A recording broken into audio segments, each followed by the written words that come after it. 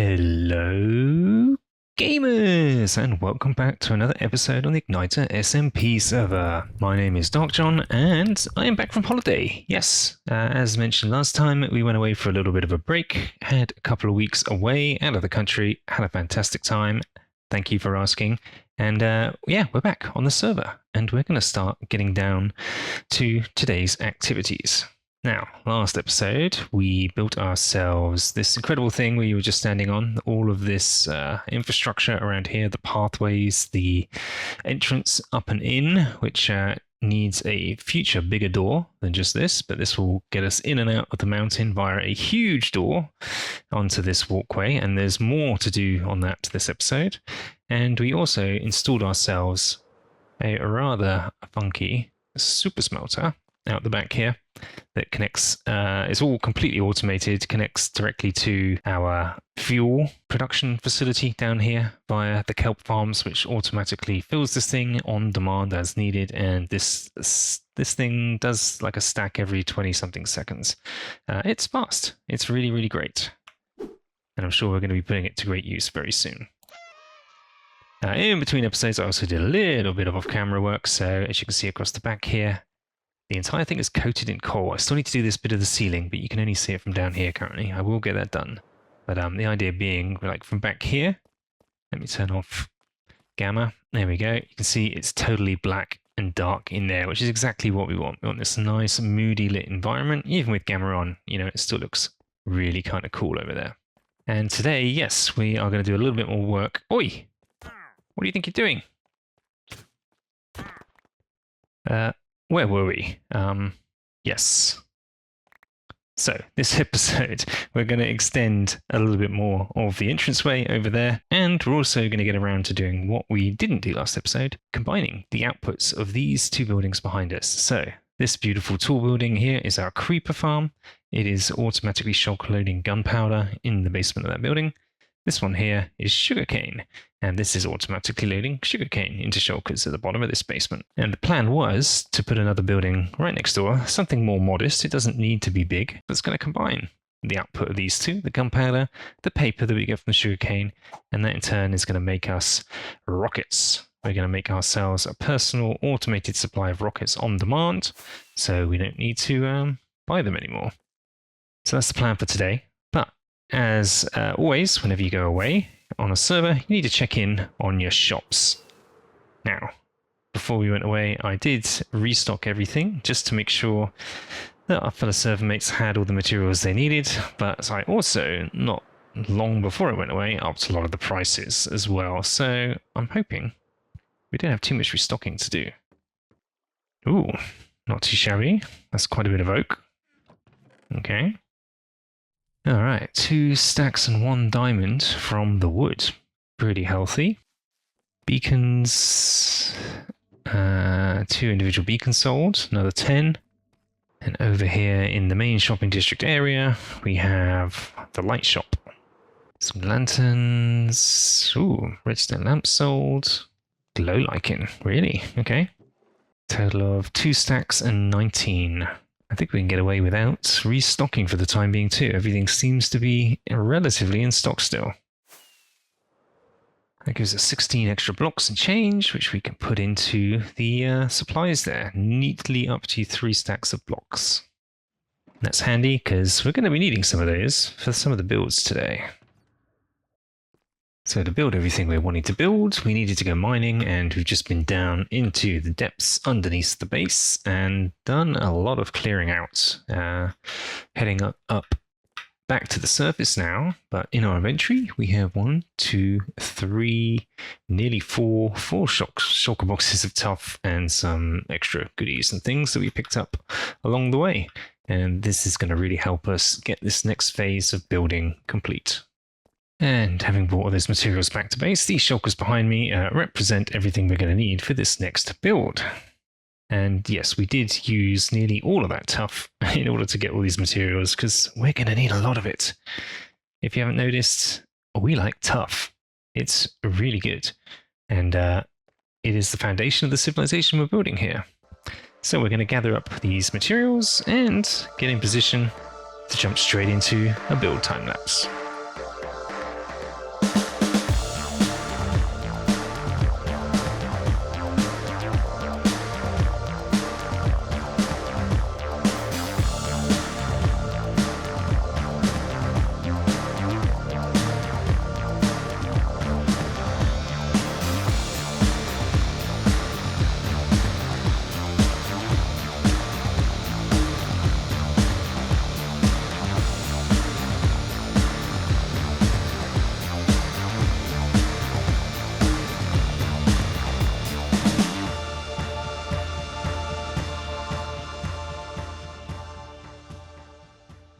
End of time-lapse, as Vid would say.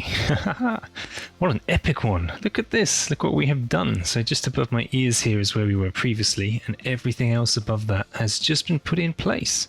And it is looking epic, it is looking grand, and I'm extremely happy with how this is starting to turn out.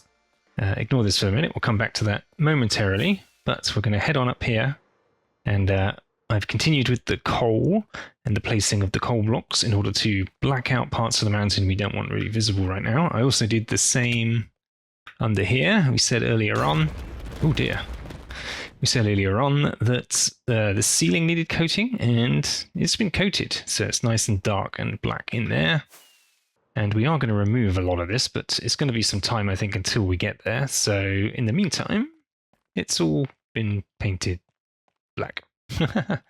And these towers, look at them. We have a lot of details in the walls here, tried to be experimental with the textures. Here's those diamond blocks that we wanted from our shops earlier that are forming an integral part of this design. Got some copper going on. I definitely want to bring more copper into the civilization in general. It goes fantastically with these tough bricks and the overall sort of green aesthetic.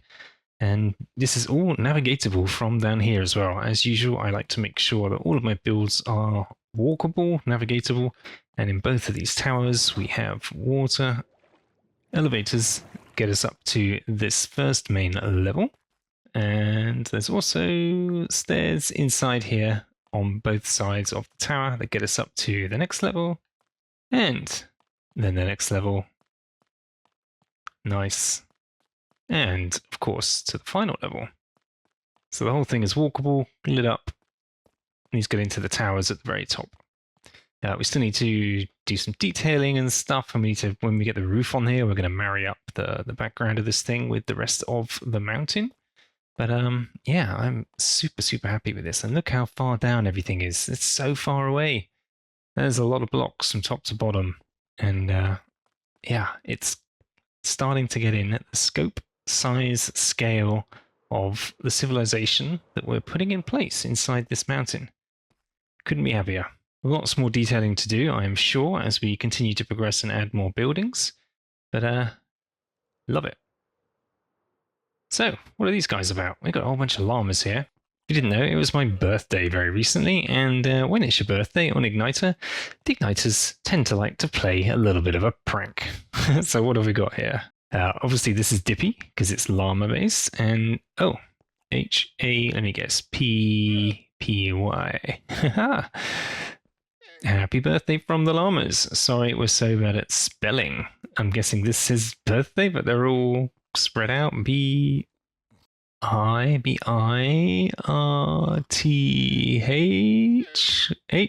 and the Y ended up here, which means these are D and A. Fantastic. What are we going to do with all these llamas? Oh, Dippy. They're staying for now. They're lovely. Very lovely. Thank you so much for that gift. I've also been told to make sure I'm recording when I go past my starter base nets, because I think there's going to be something. Oh my goodness. What have we got going on here?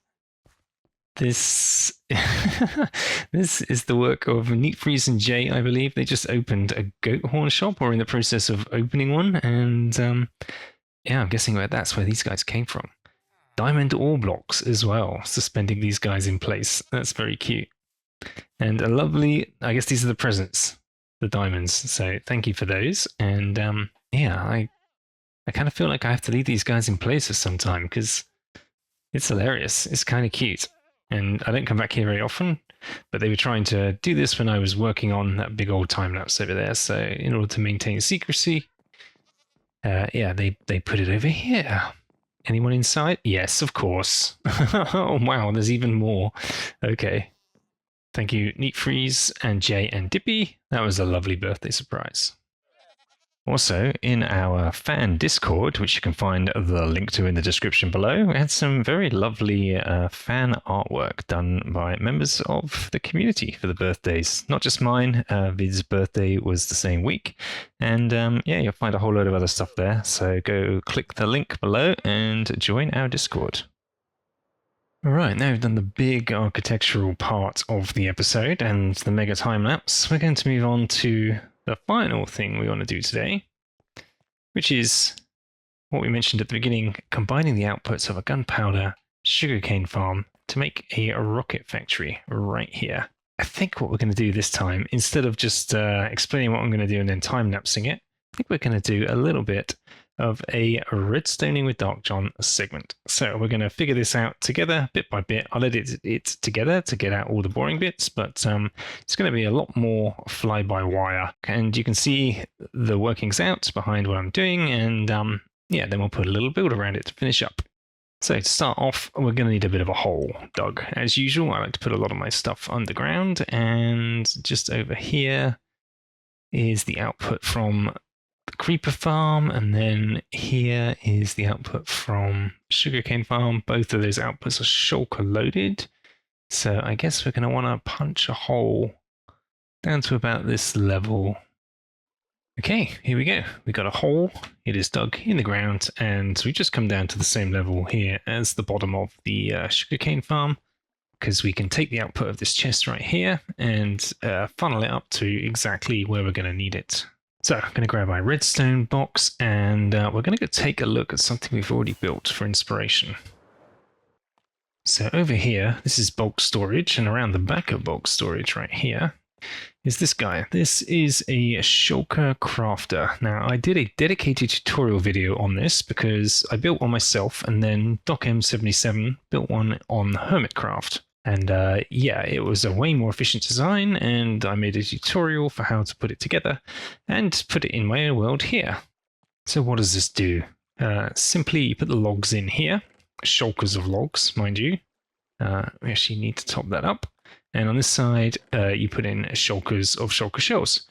And it's currently off, but on demand, based on, in this case, the fill level of this chest. Once we run out of shulker boxes as we restock the system with empty shulker boxes to shulker load all of our bulk storage stuff, it will automatically craft more shulker boxes. And so we have a triple crafter setup. We turn the logs into planks, the planks into chests, and then combine the chests and the shulker shells into shulker boxes, and those come down and fill up that chest ready for redistribution. So we're going to take this basic design as a starting point, and we are going to customize what it's doing for our purposes with creating rockets. Now, this is the crux of it. We're going to need to power this slightly differently than the other one, because the other one we basically just spammed. Where is she? Here. We had a signal come in, and it set off a bit of a clock here, and we just spammed this railway line, which the observers spammed the rest of these guys, and then this one was just on a slightly delayed tick at the end to make sure things came in at the right speed. But we're going to need to change what we're doing here with the speeds, and in fact, we're not even going to need this additional crafter in between, because we're going to go from sugarcane. It's going to craft straight into paper, and the paper is going to go into here with the gunpowder. Okay, sugarcane. Sugarcane makes paper. 3 make 3. So we're going to have 3 bits of paper arrive at once. So we're going to need to slow the production of this down a lot more than the production of the rockets, because we're going to have 1 gunpowder and 1 paper. So the gunpowder needs to be coming in continuously, and the paper, 3 pieces of it need to be coming in much slower. So I basically need to pulse these two at different rates, and I need to experiment with the actual rate at which it's pulsing. So I'm going to start by putting in a bit of a pulsing circuit, I believe, on the bottom of each of these, and pulse a signal through this in a way that I can customize.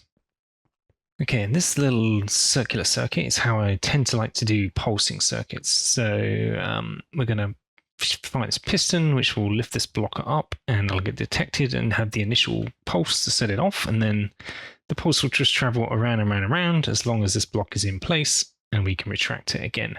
And I've just put the same on both sides, and what this allows us to do is customize the delay and how fast this signal goes around this circuit with these 4 repeaters. So what I think we're going to do is load in some material. Okay, then we need to set this off. Hey, rockets are being made. Okay.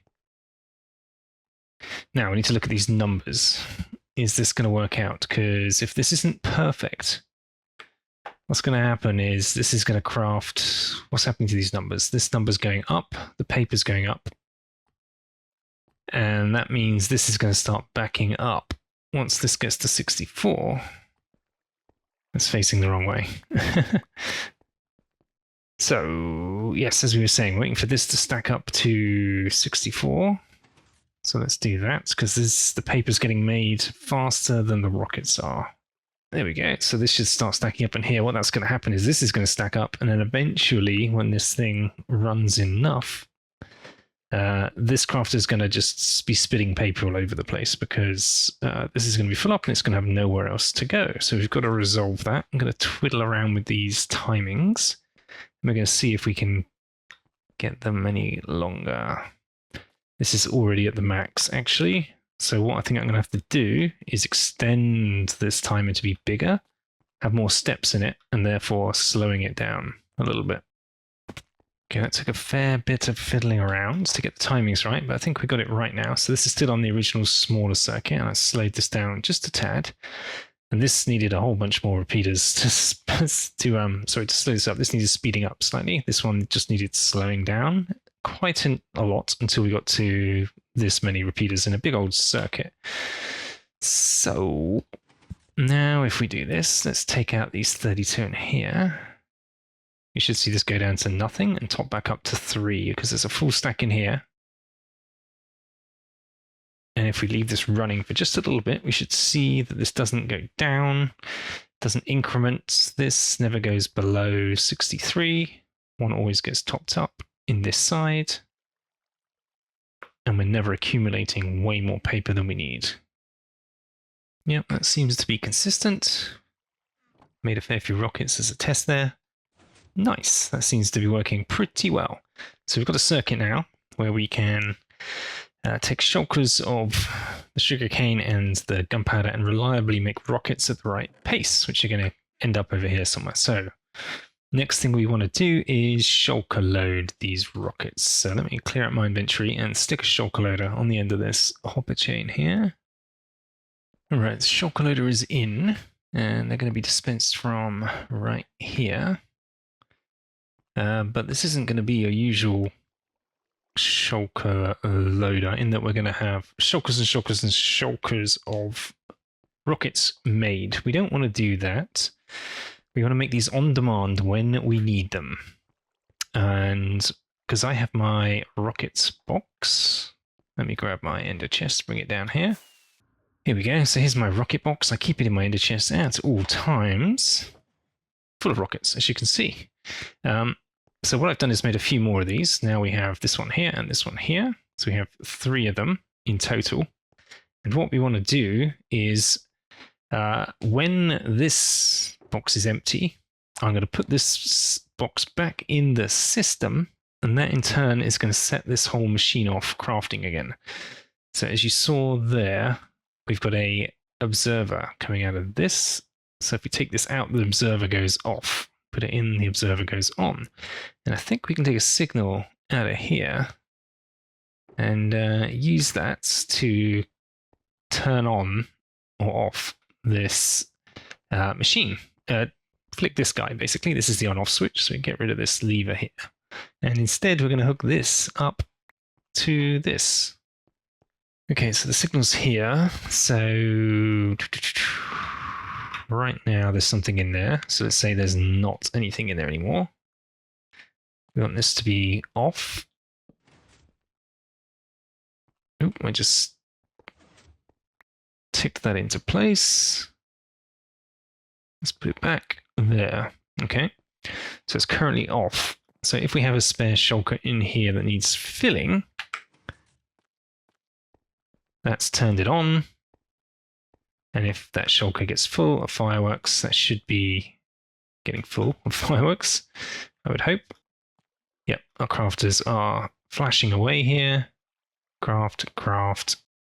Get a little bit of build-up paper there. We need to keep an eye on that and just make sure that was just me turning the machine on and off a few times.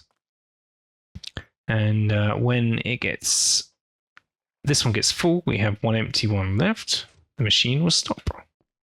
Okay, so now we have an on-off switch. The presence of an empty shulker will spin up this machine, and then we'll always have 2 full shulkers. So this will continue pumping out fireworks until this gets broken and collected and put in here at the moment.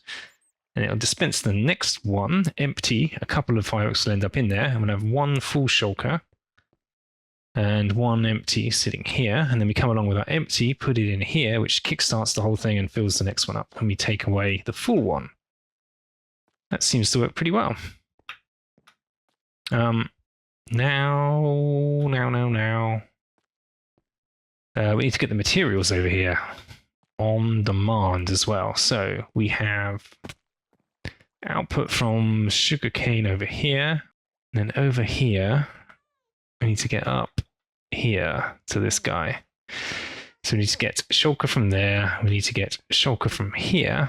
And we need to do that on demand when this system needs it. So if we want to detect when the system needs some resources, we're probably best off reading from here. Like so. When these input chests having nothing in them, or very little in them. And then off of that, we can take a signal.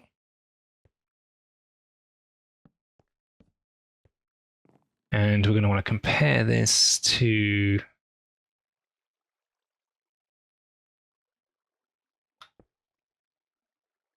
say a signal strength of 1. Okay, filled up this side with gunpowder. We need lots of shulkers. I just realized we need 9 in the dispenser, 5 in the hopper, and then at least 1 in there. Yeah, 15 shulkers of material for this to work, but as you can see, it's got plenty of gunpowder in there. If we use an extra chest, this will go off and this will call for more. I'm wondering if I can do this a simpler way without being as resource hungry.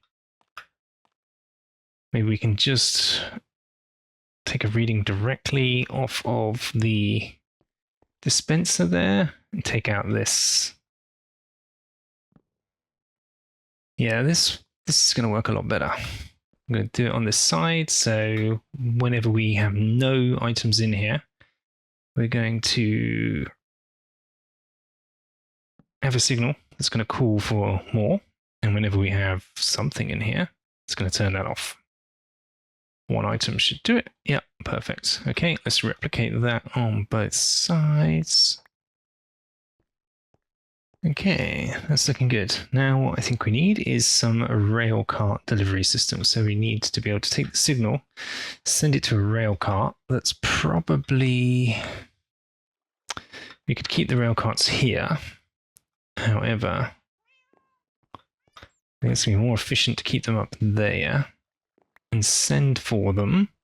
Just trigger them to come down and loop underneath these chests and pick something out on demand. So that block is powered. This can be the rail where the minecart is sent.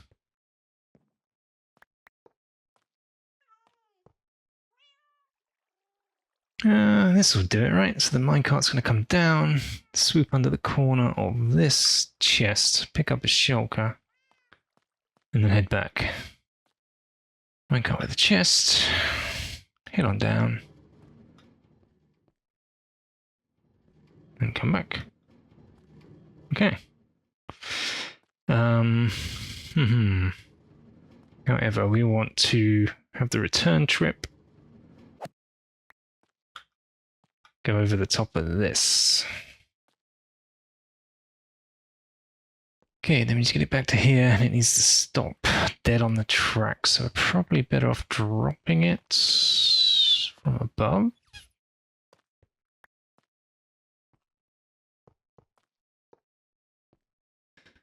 Okay, so the outgoing railcar will come down here, do a loop, come back, up here, over this hopper into the dispenser, and stop dead on there, ideally without power. Let's hardwire this for the minute. So we call for the minecart. It immediately gets stuck because I haven't powered the rails. Okay. Send the minecart down. It goes, collects its thing, comes back, and boom. Off it goes again when we need it to. All right. I need to use a minecart with a chest because our minecart with a hopper will probably pull out too many things too quickly, which means I actually need this to go under a hopper. Which means all this needs to go down one. So let's put some blocks in there. I think this will work. So we call for the minecart. There we go. It goes down, hopefully picks up one thing, drops it in the dropper, and stops. Yes, perfect. All right. Let's replicate this for the other side. All right, fair bit of track laying and experimentation later. I think we have it.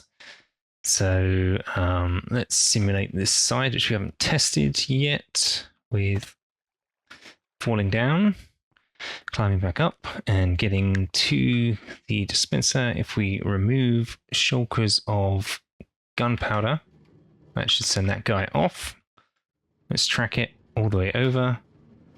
I put in a detector rail, which unpowers this hopper temporarily. It didn't pick one up.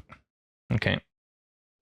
I think I know what the issue is. So what I have done is I put in this little circuit with the detector rail, and it stops the hopper filling up. So I can just access the chest to get the things without having to go into the hopper to pull out shulkers, but it isn't quick enough to turn that off in time to collect it. So it needed one in there. So it'll always be one sitting in there. It'll collect that one, and as it passes, another one will pop through ready to go. And I did the same over here. So we're going to experience the same thing down here. So what we need to do is just make sure that we pop in our shulker of sugarcane in here, ready to go. And that will make sure the other side works just as well. And then we don't have to worry about pulling shulkers manually from the hoppers. Just concentrate on the chests. So if we do this one more time, that should go all the way down, come all the way back, and this time, yep, perfect. Stop in place because we've deposited a shulker. Wonderful. All right, well, we have a fair few of those. In fact, I'm going to put those back where they came from. For testing, we need some more sugarcane because we're kind of low. I need to put that torch back, which will go ask it to collect anyway. When that comes back, this torch should turn off. Boom. There we go. And that partially full shulker has just been put in there. And this will do its thing. All right, we're looking good. Okay, so we have auto crafting setup complete. That's turned on automatically by the presence of an empty fireworks shulker being deposited. Now what we want to do is, what we don't want to have to do is come all the way down here to collect our shulker from, it will be here, and deposit our old one into here. So I'm going to make a bit of an interface that allows us to do this remotely from above. Okay, so we're probably going to have a self-powered dropper coming out of here into a water stream, which will take the shulker, full shulker up, and then we'll just have a copper chain, I guess, coming down back into here to refill the old one. So we can do it all from ground level, and then we shouldn't really need to come down here again. Okay, I think this is going to do it. We need to test it still, but basically the shulker loader connects up to the self-powered dropper. So when we have a full shulker of rockets, they go into here, they come up here, and they're going to get automatically dispensed by this guy. So we're going to have a permanent shulker of rockets right here. Okay. So they'll always be there, ready to take. And then we've got our empty, which we're going to put in here. And this goes down there. And boom, activates the crafter.